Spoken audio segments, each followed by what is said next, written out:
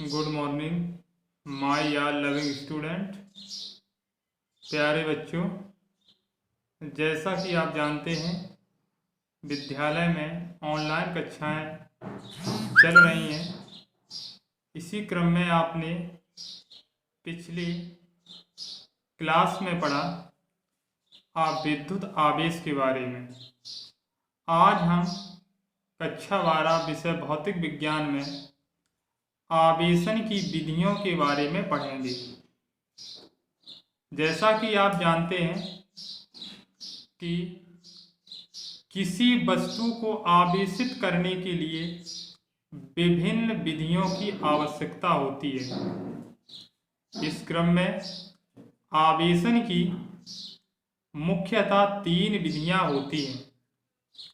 Number 1 घर्षण विधि, number 2 चालन विधि, number 3 प्रेरण विधि।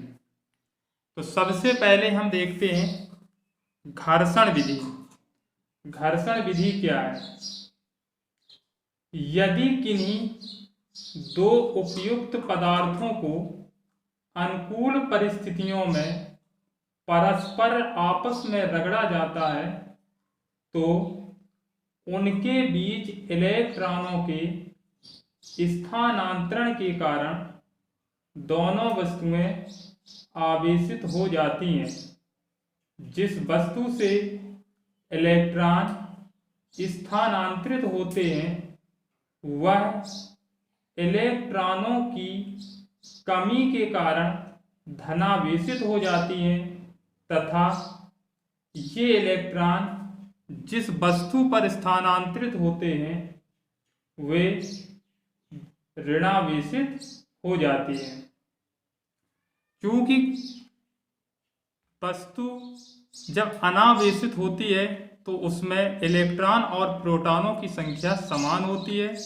अतः जब किसी आवेशित वस्तु पर अनावेशित वस्तु को रगड़ा जाता है तो उसके इलेक्ट्रॉन दूसरी वस्तु में स्थानांतरित हो जाते हैं। तो जिस वस्तु में इलेक्ट्रॉनों की संख्या अधिक हो जाती है वो ऋणावेशित हो जाते हैं और जिसमें इलेक्ट्रॉनों की संख्या कम हो जाती है वो पदार्थ धनावेशित हो जाता है। माना घर्षण विधि में एक पदार्थ धनावेशित लें और दूसरा अनावेशित लें और जब इन दोनों को हम आपस में रगड़ते हैं, जब इनको हम दोनों को आपस में रगड़ते हैं तो एक का आवेश दूसरे पदार्थ में स्थानांतरित हो जाता है।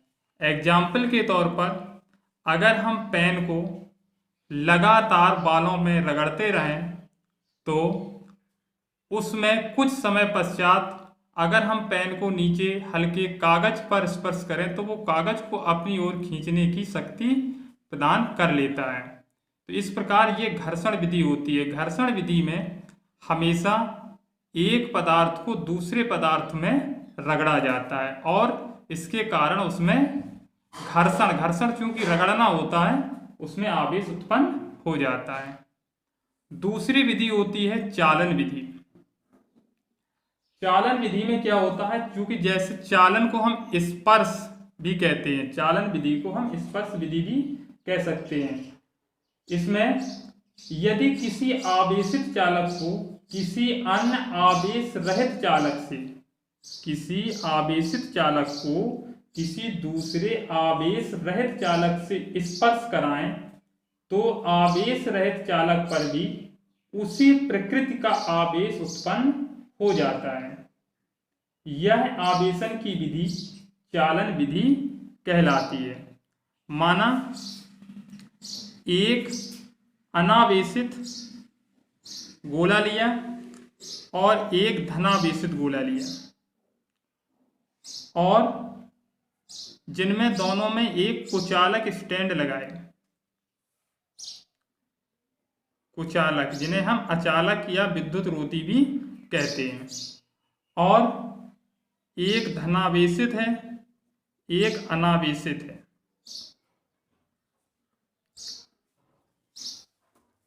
अनावेशित,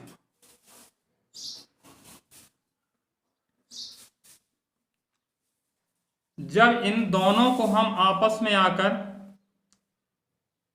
रगड़ते हैं, सॉरी स्पर्श कराते हैं, क्योंकि ये चालन विधि है, इसमें केवल हम स्पर्श कराते हैं, तो इसके जो आवेश है दूसरे में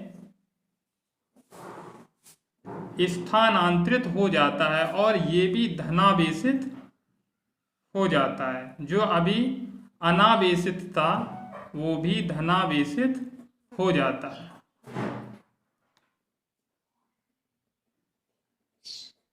इसके उपरांत जब इनको हम अलग अलग करते हैं तो ये जो दोनों पदार्थ थे, दोनों गोला थे, ये दोनों धनावेशित हो जाएंगे। इनका दोनों का आवेश आपस में बट जाएगा। ये भी धनावेशित हो जाएगा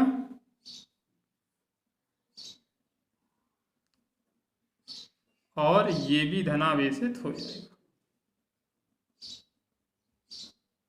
तो ये हुआ चालन द्वारा आवेशन, अर्थात स्पर्श विधि द्वारा आवेशन। इसके बाद तीसरी विधि होती है प्रेरण द्वारा आवेशन।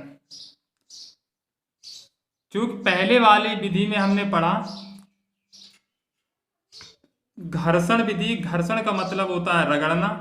जब हम दोनों पदार्थों को आपस में रगड़ते हैं उससे जो उत्पन्न होता है उसे हम घर्षण द्वारा आवेशन कहते हैं। दूसरे में पढ़ा हमने चालन, जिसमें केवल स्पर्श करने से आवेश स्थानांतरित हो जाता है, उसे हम कहते हैं चालन द्वारा आवेशन। जबकि प्रेरण द्वारा ना तो हम स्पर्श करते हैं ना ही उसे हम रगड़ते हैं, केवल दूर तक रखते हैं। जैसे क्या होता है प्रेरण द्वारा आवेशन? किसी आवेशित वस्तु को निकट रखने पर, किसी एक आवेशित वस्तु को निकट रखने पर अनावेशित वस्तु में आवेश के पुनर्वितरण द्वारा उसके निकटतम पृष्ठ पर विपरीत प्रकृति के आवेश उत्पन्न होने की यह सारी प्रक्रिया प्रेरण द्वारा आवेशन कहलाती है। यानी एक हम आवेशित पदार्थ लेते हैं और एक अनावेशित पदार्थ लेते हैं और जब उसके हम पास में लाते हैं तो उसमें यदि हम धनावेशित क्षण लेंगे तो उससे वो ऋणात्मक छोड़ेगी दूसरे में आवेश, और अगर हम ऋणात्मक लेंगे तो वो धनात्मक छोड़ेगी। जैसे ये था चालन और ये था घर्षण। अब देखें ये है प्रेरण।